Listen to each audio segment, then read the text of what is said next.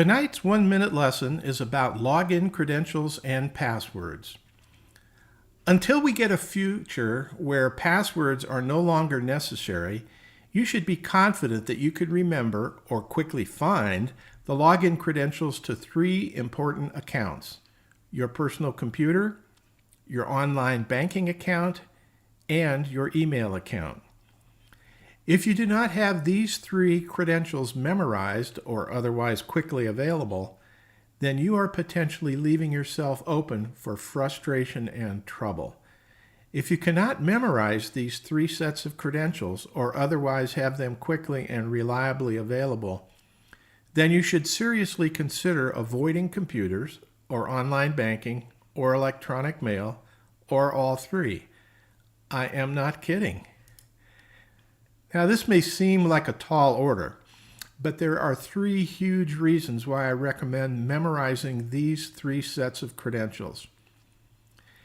First, if you let your web browser store all of your passwords and put them in for you, you will never have any backup if your computer or its disk needs to be moved, or crashes, becomes locked, and needs to be rebuilt, or if your computer is stolen.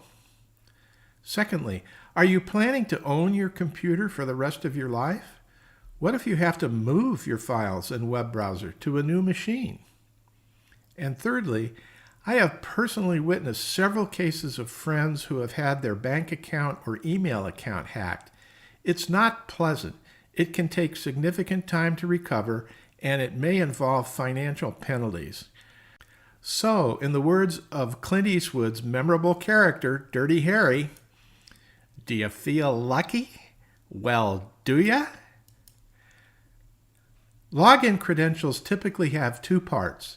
The first part is the login ID or name.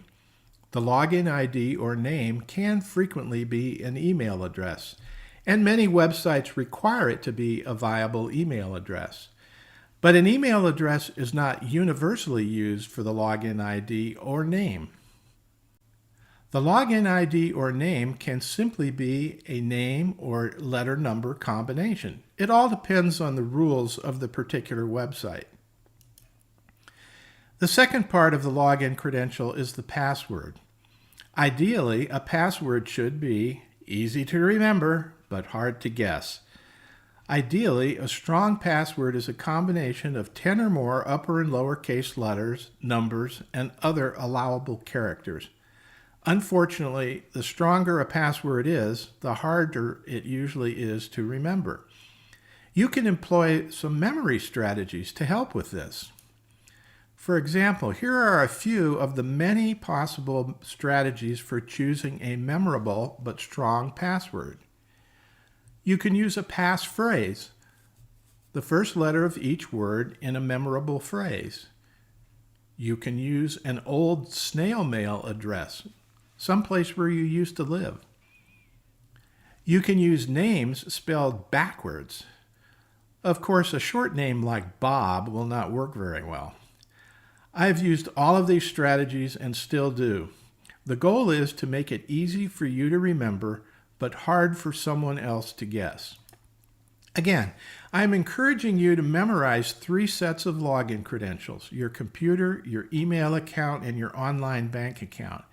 If you force yourself to log out from each of these accounts after each time you use them, then you will get practice typing them in each time. This can help you memorize them. To make sure that you can remember your login credentials, write them on a card and put the card in your desk at home. If you change any of these 3 credentials, update the card.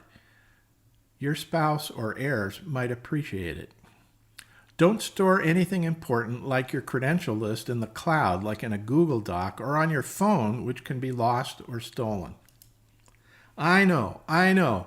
Web browsers can save passwords for you, but this has pluses and minuses.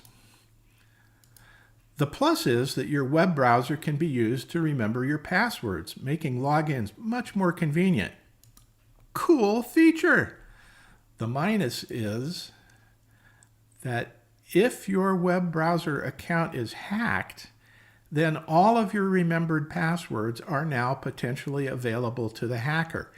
This might include passwords for your bank account and your email account. Bad news for you! If you memorize the password to your email and bank accounts, then you can tell your web browser to never remember these passwords. Then you can type them in from memory each time they're needed.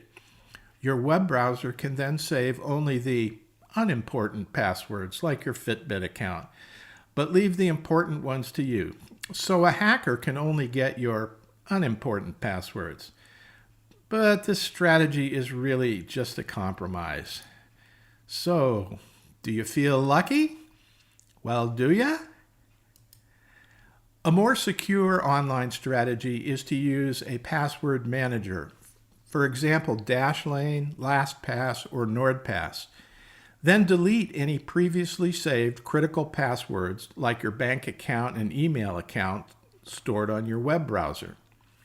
Password managers typically operate as an add-in or extension to your web browser.